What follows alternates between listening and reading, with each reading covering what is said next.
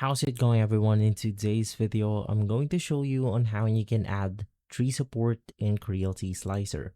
So basically, the first thing that you want to do is to just click your model that you want to apply the supports of, and from here you want to navigate through the size category.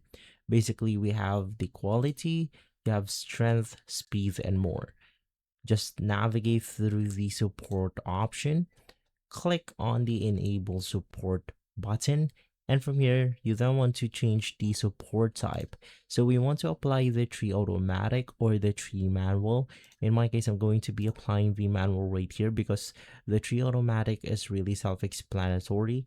It will apply the support automatically, but in our case we are going to use the color or the support painting feature. So if we click on this button right here, we can actually manually apply our supports the way we want to.